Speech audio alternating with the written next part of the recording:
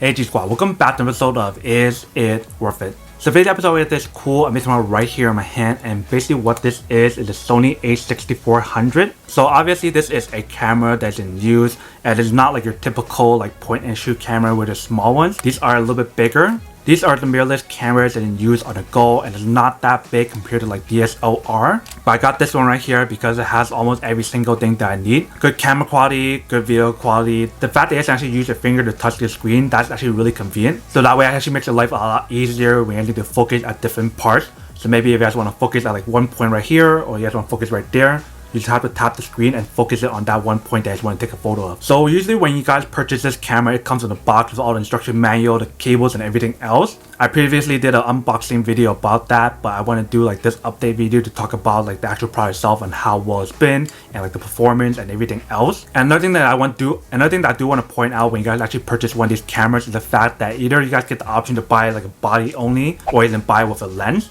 And I didn't get that one. I kind of regret not getting that one because that one's a lot more convenient than carrying one of these right here. But the good thing that I like about this one compared to the other one is the fact that the zoom on here is much better than that one right there.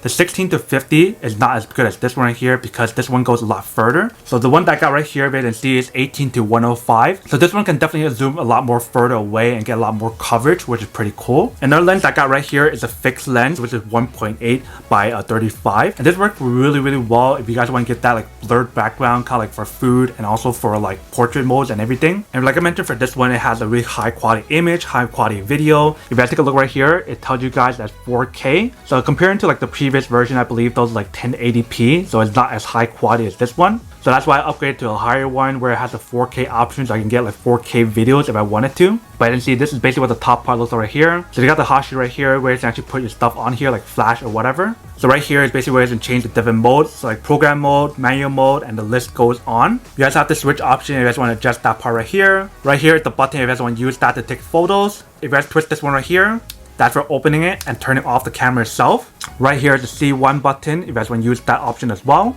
And this is what the camera side looks like right here. And you guys have all these other buttons here as well if you guys can see. And the cool thing about this camera is the fact that if you guys want to go like this and pull it out, you guys can start vlogging. Or if you guys want to just fold it up like that, so it stands out a little bit, you guys can do that as well. And when you guys are done, just push it back up like this and it's all set. On the bottom, this is basically what it looks like. So you can actually put this part onto a tripod if you guys want to. And right here, if you guys open up, you guys can put your battery in here and your SD card in here, or TF card right here. So the way how you guys take out the battery is by pushing this part here, and it comes out, and you guys can actually remove it.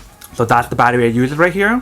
When you guys are done, push it back in right here, and you guys are all set. The cool thing about these batteries right here is the fact that you guys can actually carry with you guys extra ones if you guys want to. But for me, I haven't really need to replace this or anything, because for this camera, it actually gives you guys the option to plug in a cable to recharge it, which is pretty cool. But it's always nice to have an extra one of these batteries with you guys in case you guys don't have time to recharge it. You can bust one of these batteries out and just keep using your camera. So let's close this back up first and show you guys this last part right here on the left. So we open up this part here. You guys can see that is basically what it looks like on this side right here. So you guys have these options right here. You guys want to plug in an aux cable right here, so you can use a microphone on here. You have these two outlets right here to plug in your cable to recharge it if you guys want to. And obviously for this camera, you guys do have the option for you guys to use the Wi-Fi mode, so you can actually pair it onto like the app and use that option as well, which is super convenient if you guys don't have time to take out the SD card and plug it into your laptop or whatever. Let me actually show you guys what the app looks like. So this is basically what the new app looks like right here, or what it's called. It's called Imaging Edge Mobile.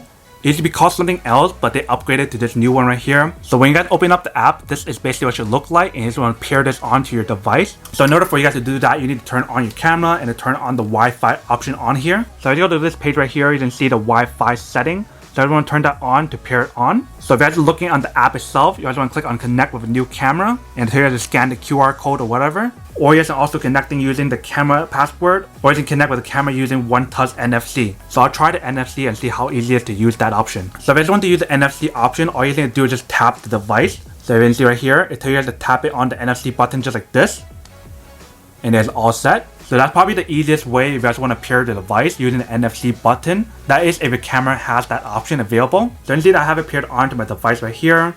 So it does work if you can see. Super easy to use. There is a little bit lag depending on your connection and everything else, but it should work pretty well. And on here, you can control like the setting on here just like on the camera itself, which is pretty cool. So you definitely use that option if you guys want to, if you guys are taking photos by yourself or whatever. So you can set a remote control on your phone and just do it on there. But definitely you guys can always change all the settings on here by going to the menu page right here. They can change everything on here in terms of the quality, the video quality, picture quality, Wi-Fi setting, formatting your SD card and everything else. You guys can do all of that on here. So that's basically everything that's on the product itself. Let me show you guys some photos and probably some like footage of videos that I used on this camera itself to show you guys what it actually looks like, and then we'll come back and talk more about the product in a second. So we're gonna do a test right now to show you guys how fast it takes to focus from one object to another. So right now it's focusing on the fries of Calbee, as you can see, and we have a really Kuma in the back. So all I had to do is tap the screen on the actual screen itself, and it starts to focus on the actual other product, if I can see. So let's tap back to the actual food. So it's literally less than a second that it takes to focus from one product to another, which is really fast and really smooth. Like, it's really amazing how fast it is. And you guys notice on the background, it is really nice because it blurs out the background just enough, not too much, but just enough that you guys can still see the Rikuma in the background. And when I focus on Rikuma, it focuses on that product and blurs out the front part of the Calbee fries, which is really nice.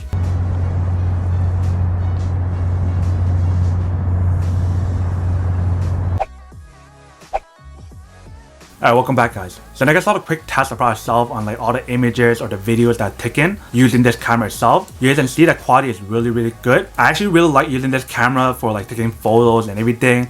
If I want to use for videos, I definitely can as well. But definitely from using this camera for some time now, I have to say that it's really good for photos. Videos, I don't think it's as good as like other cameras I have. For example, like my Canon G7X Mark III, that one actually performed a lot better when I'm using for videos. But I did notice the focus on these cameras is still better than the one that's on a Canon G7X Mark III. If you guys follow any of the influencers, you probably know that the Canon G7X Mark III, that one has a really bad autofocus that they probably have to fix in the future, hopefully soon. But definitely the overall camera itself works really well. But I feel like the stabilization on here is not the best if I compare it to my other camera that I just mentioned, which I don't think is a huge issue as long as you guys got one of those stabilizers or gimbal stabilizers. That way you can actually get a more stabilized image when you guys want to record stuff, whether you just want to use it for vlogging or just like taking photos or whatever. But now that we did a quick test of the product itself and feedback about the product itself, now to answer the question of whether or not it's actually worth it or not. So for me, honestly, I would definitely have to say that any kind of like mirrorless cameras where you guys get the option to change the different lens is super convenient. But for me, honestly, I do like carrying around like a point and shoot camera, so I can actually use that much easier. And it's much lighter as well compared to this one. But these are definitely much more useful and more convenient if you guys are planning to use it for photos and everything else to get like the best quality of the image quality and everything else.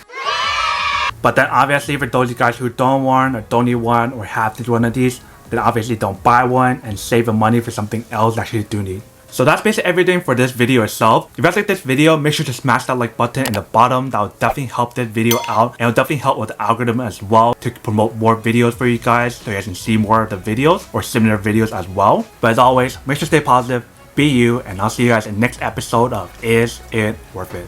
Peace.